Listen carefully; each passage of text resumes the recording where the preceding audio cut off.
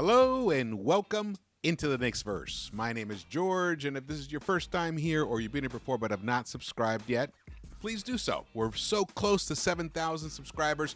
It'd be great if you could join us here into the Knicks-Verse. The Knicks-Verse, where is the home of the New York Knicks fans? This is the place where fans come to hear the real talk. However, I also like to keep it positive, but when things are negative, when something has to be called out, I'll call that out as well. I try to keep it as real as possible, but at the end of the day, I am a fan first. And right now, I still feel like I'm dreaming. I still feel like, honestly, like, what is happening? The Knicks just took care of business with Boston. This is it. They've won 6 in a row in the Josh Hart era. They kept the Boston Celtics to under 100 points. Yes, they were missing Jaylen Brown, but still, they are the best team in the NBA currently, and then they could not crack the century mark. They got so frustrated that even Jason Tatum got tossed from this game with, I can't remember how many minutes left, 4 or 5 minutes or 3 minutes, I can't remember, but just an example of how frustrating it is to play against these Knicks. And a major reason, well, there were 2 major reasons. One was Mitch Robinson. He was outstanding in the paint, unbelievably disruptive force, and he only committed 1 foul. That is absolutely outstanding for him, especially. He has come such a long way, and honestly, I'm telling you, he's peaking. This is the best basketball Mitch Robinson has played in his entire career, and it seems like he's kind of just starting to scratch the surface of his potential. Unbelievable. His timing isn't even quite there yet. It's not in terms of blocks from what I've seen before, but in terms of his all-around game, he is playing the best he's ever has. And then Immanuel Quickley. Immanuel Quickley, the co-high scorer of the game, 23 points, tied Randle, and he was phenomenal. We're going to get into all of that right now into the Knicks-Verse. Let's go. Here we go, 109-94. Fantastic win for the Knicks. They basically almost led wire to wire again. Boston led like 3-0 or something in the beginning of the game. That was pretty much, and then the Knicks led pretty much the rest of the way. Boston, I think, got within 9 points a few times, and it kind of looked a little bit, nervy, like, oh man, are the Knicks is this it? When the Knicks finally cough it up, but they would not let it. Boston struggled tremendously from the 3-point line. That helped because the game that Boston beat us in, they smoked us from the 3-point line. Smoked us. So we are doing such a much better job out on the perimeter. We're playing further out, which is something I've been asking for on this channel. And I'm going to get into that too. I'm going to get into this whole kind of like snide attitude out there about where are the Thib haters now. Well, I'm going to get into that because there is a very specific reason why I was calling for Thibs' removal, because he wasn't doing the things that he's doing now. But I'm not going to get into it yet. I will get into it later. Right now, it's about the feel-good stuff. Here it is, 109-94, won by 15. Beautiful. Immanuel Quickley tonight. He tweeted this out. Man, I love the Garden, and it shows. His joy that he plays with is infectious, and he was like a gnat. Celtics could not swat him away. They were disrupted by him on offense, and of course, always on defense. Fantastic. 23 points, 7 of 13, 4 of 7 from behind the arc. That is, beautiful. When he's hitting those shots, we are lucky as a franchise, as a fan base, to have an NBA starting type quality point guard that comes off the bench, and he outplayed, even though Malcolm Brogdon did hurt us, who is the leading candidate for Sixth Man of the Year. I think Quickley, by the end of this season, Quickley will overtake him. I do believe Quickley will overtake him. This is an interesting tweet by Knicks Muse. Just wanted to bring this out. I think they tweeted this yesterday, but I love it. Most points scored in 2023, so since January 1st. Number 1, Damian Lillard, who just scored 71 to tie Donovan Mitchell for most points scored this season. Number 2, Jalen Brunson with 687 points scored. Number 3, Jason Tatum, who we just stifled. He shot 1 of 9 from the three-point line tonight. And I think he finished with 15 points or something? Finished with 14 points. Shot 6 of 8 overall, 6 of 18 overall, 1 of 9 from the three-point line. He did deliver 9 assists. That's the beauty of him. He's such a well-balanced player. And number 4, this is the entire NBA, guys. Number 4, Julius Randle.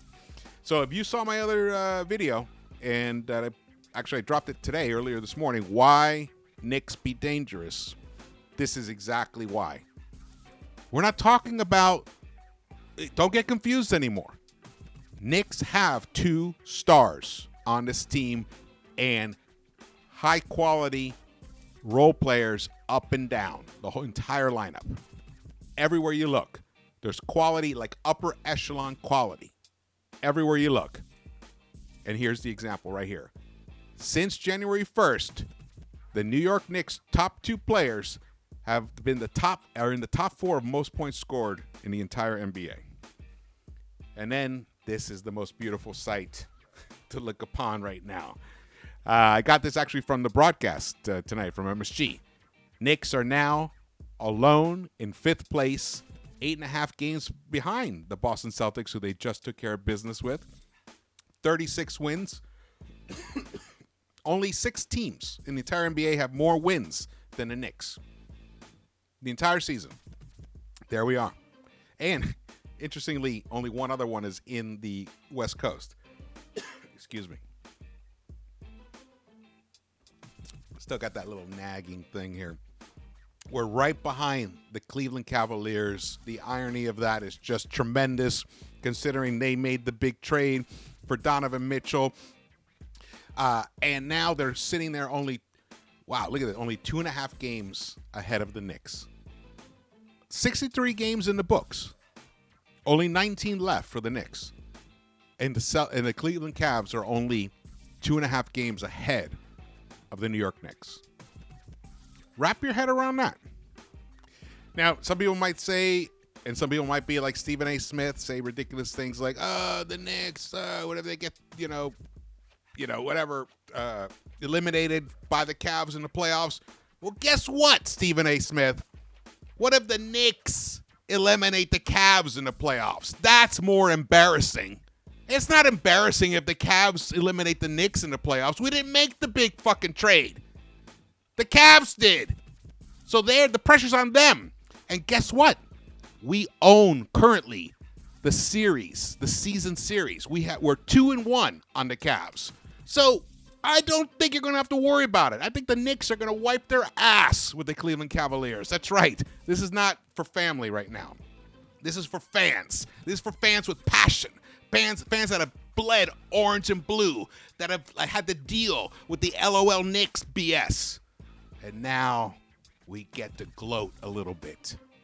And this is where you come to gloat. I wish I could high five all of you guys. This is fantastic. Look at that. Look who's behind us. The Brooklyn Nets. The Swamp Rat Nets, as some people call them. I don't like to call them that, but whatever. I was born in New Jersey, I lived there for like 3 days in Hackensack Hackensack Hospital. I have a fondness for Jersey. But still, the Nets should have stayed in Jersey. They should never have come to Brooklyn. That was bullshit. Jay-Z got involved. They say, hey, let's go to Brooklyn. Let's do this. Let's get KD. Let's get Kyrie and all that shit. No. This is our town. This is the Knicks town. This is my town. Even though I live in Los Angeles, New York is my town. It's your town. It's everyone who loves and bleeds orange and blue. And here, this is the reward for it. There's nothing better than sticking with your team that you love deeply for whatever reason. And then they start rewarding your support. This is fabulous. And I'm telling you something. I'm going to tell you this right now. I'm going to remove all the constraints. I think the Knicks can beat anybody in a 7-game series, except for possibly right now, the Milwaukee Bucks. A full-strength Milwaukee Bucks team would be the hill that would be too high to climb for the Knicks. But I've said it many times. The Knicks match up well with the Celtics. And now with Mitch in the middle, making the Star-Lord obsolete. And now we got Josh Hart, our own version of a Marcus Smart. So eliminating that advantage they have. And I didn't see Jaylen Brown's number here, name on here right here. But I see 2 Knicks. NBA's got a problem. And it's called the New York Knicks. The New York Knicks. And they're not going to stop winning. They're going to keep winning. The Knicks, I honestly, at this point, right now, 49 wins is a very real possibility. 49. That's a very real possibility. Okay, now I'm going to get into this. Michael Groggins retweeted this. No disparaging Tony Banks. He's asking the question, hey, New York, how are you feeling about this guy now? Hey, legitimate question. Legitimate question. And then he tweeted, Michael Groggins retweeted this. He said it perfectly. I was going to retweet something similar, but he said it perfectly, so I'm showcasing it here. Do people realize that Thibs/Knicks are doing well, so well, because they're doing the things fans have been asking for at least a year? That's right, Frank Isola. Or in the other, whatever, I don't know who else was on the radio show with you this morning, or I don't even know when that was. Someone sent it to me. You guys really are proving you don't know what the fuck you're talking about. You really don't. Frank Isola, you don't know what the fuck you're talking about. Seriously. You think Thibs is like a wonder kid? Thibs his ass was on it. He was about to get fired after that Dallas game. After that OKC humiliation, he should have been fired. And the reason he didn't is because he finally made changes. Changes that we have been begging for, like Michael Groggins says here, for over a year. This is the guy who put Alec Burks, gave him the point guard keys last season. So don't talk to me about this bullshit that we were crazy fans wanting Thibs to get fired. No. In fact, now I have zero respect for you. Zero respect for your analysis whatsoever. Off the list. Bye, Frank Isola. Ian Begley, who is one of the best NBA reporters around, and we are lucky and privileged that he covers the Knicks for us. I mean, he should be working for, like a national media, no doubt. He tweeted out one of the most impressive wins of the season for the Knicks, who beat Boston by 15 at home and move into 5th place in the East. Julius, Randle, and Immanuel Quickley each score 23 points, and Boston shoots 9 for 42 from the three-point line. 6 Knicks score in double figures. New York Knicks has won 6 straight. 6 straight. And there's more coming. There's more. Brooklyn's the next victim. Then the Heat.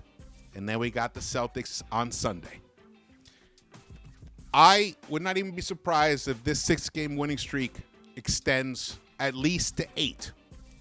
Then we go up to Boston. If these Knicks can take care of business up there in the Garden, which they did before in that overtime win, we're looking at a 9-game winning streak. That's insane. 9-game winning streak. So we're talking about 3 more. So the Knicks would be 39-27. If the Cavs don't win a few games, the Knicks might pass them by a week from tonight. A week from tonight, the New York Knicks may be in 4th place. That's how confident I feel. We're talking about a game. The Knicks beat the Celtics in a game when Jalen Brunson had nothing. He had nothing to give tonight. He was stumped because the Celtics created a game plan to stop him. And we know what that game plan is. Put size on him. Put size on him. Take away his vision. Take away his lateral movement. And they were successful. Jalen Brunson, he shot 4 of 12. He did give us 17 points, but missed all 4 of his free throws. Got 4 rebounds and only 3 dimes. And the Knicks beat the league-leading Boston Celtics by 15. Now, again, they were without Jaylen Brown. I get that. But we were without Mitch for the last time we played them, and we beat them. I mean, every team is going to be missing somebody at some point.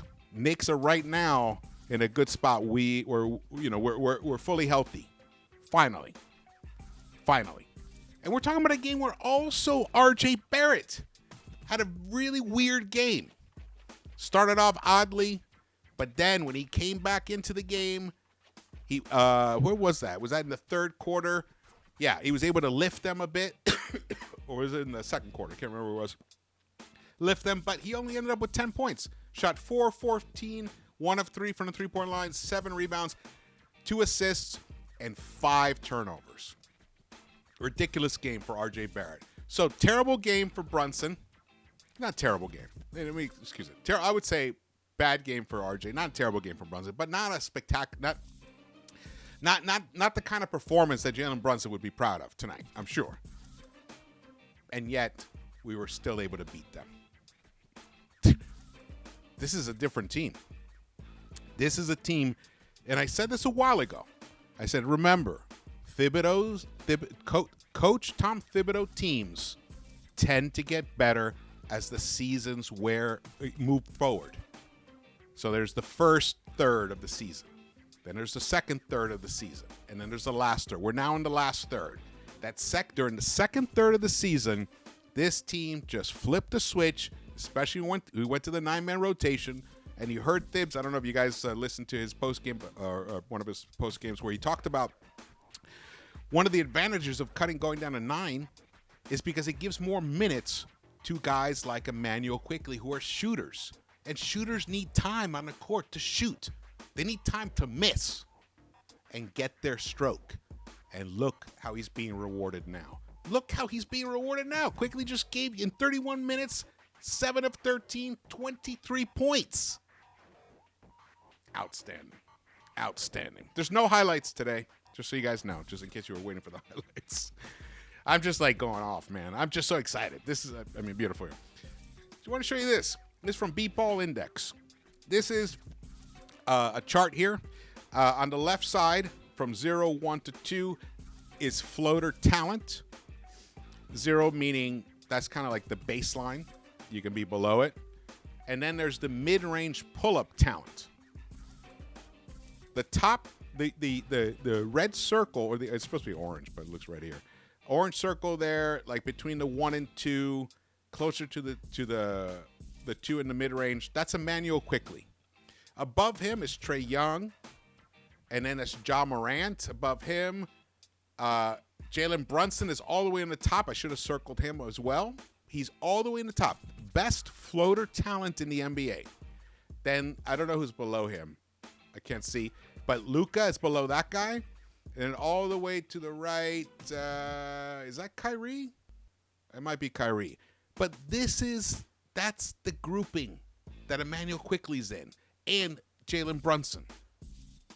So, this whole talk about the mid 3 and the mid, there's nothing mid about this.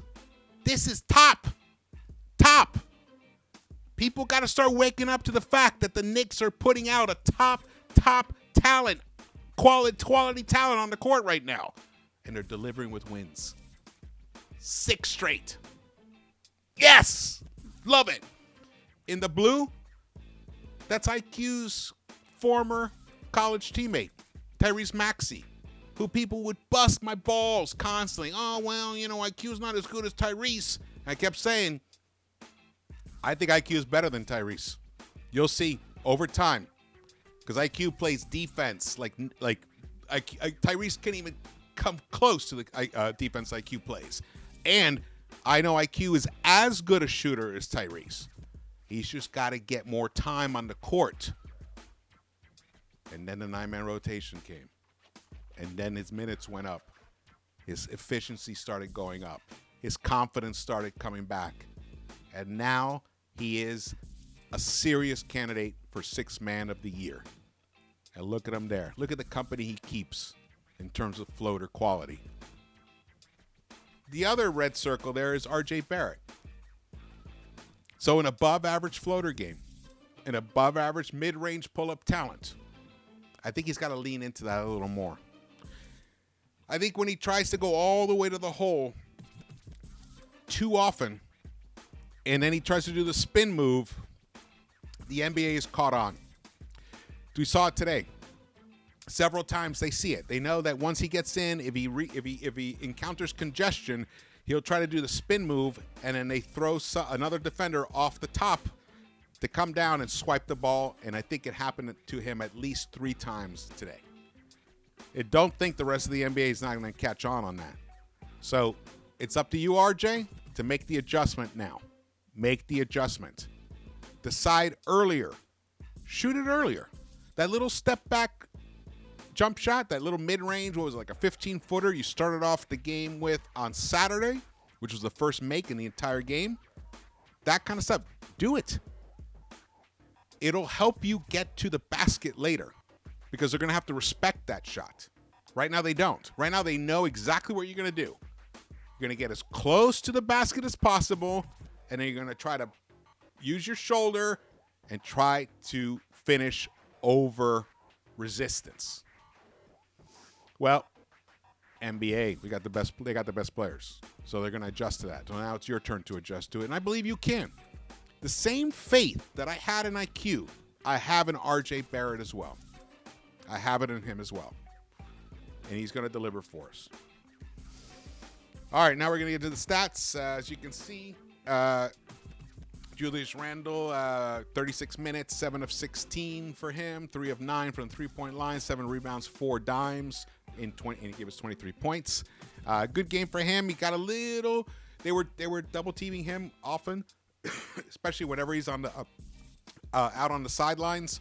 They were using the out of bounds lines as another defender to trap him, and he's got to kick the ball out of there a little faster. He did do a decent job in adjusting to it, but in the first quarter and a half, he was struggling with it. Mitch, look at Mitch. 13 rebounds. He had a double-double, 10 points, 13 rebounds, 5 of 5, 32 minutes. I believe he had 2 steals, 2 blocks, and only one personal foul. Outstanding game for Mitch Robinson. Outstanding game. He is the co-star of this game with Immanuel Quickley. Quentin Grimes. Excellent game defensively for him. Excellent. The Knicks have to do a better job of getting him touches earlier in the games. Get this guy going. This is a guy that if you get him going and he knocks down a 3 or 2, he might knock down 7 threes in a game for you. Keep feeding this man. Keep feeding Grimes. Enough with the dribble. Jalen, you should have seen what they were doing to you. You cannot handle the size that they throw out at you. I mean, their shortest guy is Marcus Smart on the court, and he's a beast. He defends guard. He defends centers sometimes. So you're going to have in a 7-game series against the Boston Celtics, you're going to have to make some major adjustments to the way you attack defenses, the Boston defense. And the way you attack it is by keeping them guessing. Spray that ball. Pass that ball. Move it around. Clyde Grimes uses the term continuity. What he means by that is ball movement. Keep the ball moving, flowing, cutting, hitting the cutter, screens, getting mismatches, but keep the ball moving. When the ball stays with one player, it becomes easier to defend. Just natural. Oh, man, we even saw like 30 seconds of Deuce today. He gets credit for 0, but it was about 30 seconds. Obi Toppin, good game for him. Really good game for him. 3 of 4, 1 of 2 from the three-point line, 4 rebounds, 9 points in 12 minutes. I really liked the game that he had. Hart, I think it was on a steal or something. He got the ball to Obi for a nice transition finish, fast break. It was beautiful. And then we got to talk about who possibly could also be a co-star of this game is Josh Hart. The egg that's been put in the batter for this cake. He is the coagulant. Makes it all come together. His hustle, his moxie, his constant embracing of team is just infectious. And look what he did tonight in 27 minutes. 12 points, 5 of 8, hit 2 of 3 of his 3-point shots, 5 rebounds, 5 assists. Outstanding game. Outstanding. I am super hyped. This is not to be taken lightly. Not to be taken lightly at all. The plus minus tells a big story. Jalen Brunson was a plus 21. Even though he struggled, but him being out there, forcing defenses to collapse upon him, he would eventually find guys. He wouldn't necessarily find guys for an assist, but the ball, he'd kind of get like the hockey assist. So shout out to him for that.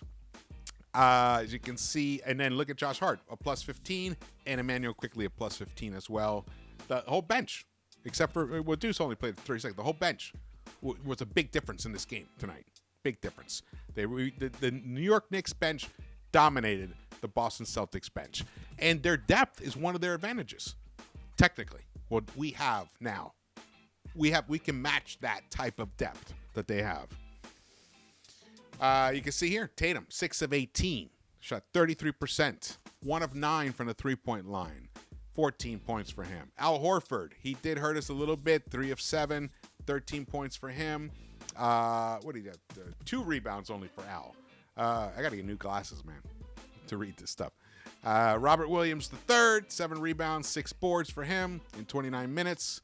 Marcus Smart, 19 points. Marcus Smart, man, he became a problem like he usually does.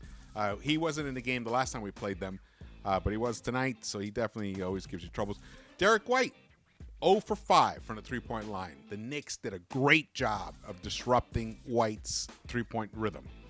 And it started right off the bat, right, with Grimes and RJ did an excellent job at first, and then quickly picked up on that, and so did Hart. They did a great job. They would not let him get hardly any airspace. And then there was one time where he was wide open, and he couldn't hit because his rhythm was already off. Let's see here. Nothing else notable. Well, Malcolm Brogdon, look at that. 10 of 16 overall. 22 points for him in 28 minutes. Yeah, look at that. Look at those stats. And yet, Immanuel Quickley had the greater impact. He outscored him. Quickly outscored him. The team stat charts, field goal percentage, you can see Boston shot 44%, but the New York Knicks shot 47.4%. Three-point percentage, Boston only shot 21.4%. 21%. Jesus. The Knicks are outstanding. And the Knicks shot almost 39% themselves. Turnovers, we did start turning the ball over at one point, and that's, I think, why RJ got pulled. Totally agree with that move. We're past... Yes, there's different types of development. 2 years ago, when Thibs sat RJ in the fourth quarter, it made me furious because that wasn't the time to do it. Let him stay out there. Let him make mistakes. Let him learn from this. He has to be out there to learn from it. Well, he's been given that time. He's been given almost 2 full seasons since then. Let's say a season and a half. Well, now we're in this thing for real. We're going for it. It's Eastern Conference Finals is the goal now. And you're not going to get there if you're giving the ball away. If you're committing 5 turnovers in 26 minutes of play, one individual player, which is RJ. Control that ball, bro. Control it. I would rather you force up a shot than make a bad, desperate pass that ends up in a steal. Bear that in mind. But I would rather you not get yourself into a situation at all where you have to, A, force up a bad shot or make a desperate pass that ends up in a steal. Avoid both those situations. This is life. Understand your strengths and your weaknesses. Embrace the weaknesses and embrace your strengths. Embrace them both. And by embracing them, I mean understand what to do about them. So stop getting yourself into jams. Rebounds. Once again, the Knicks out-rebounded their opponent, which they normally do. Not much left here to really dive into. I kind of talked about all of it already. The largest lead in the game for the Knicks was 20 points at one time. The free throw shooting is a concern. Brunson missed several, and so did, let's see, I can't remember who. Yeah, Brunson missed several, and so did Randle. Knicks shot only 23 of 34, but we went to the free throw line 34 times. 34 times, excuse me. Awesome. But we only shot 67.8%. This could have been a bigger blowout if the Knicks had hit 30 of 34. The game would be a 20-point lead, a 20-point margin of victory easily. This is wild. I mean, I hope you guys are fully loving what's happening because this is special. We're back at it. We're back. It's almost like we removed last season, and we're back at where when we ended up the 4th seed, and now we're back. We're gaining momentum. We're now going to end up being the 4th seed again. Right now, we are the 5th seed. Fantastic for the New York Knicks. Fantastic for the New York Knicks fans, and I salute every single New York Knicks player for their commitment and their togetherness. Keep it going. Thank you so much for watching this. Again, my name is George. Please subscribe. Hit the thumbs up button. Drop your comments. Love the comments. And I will see you around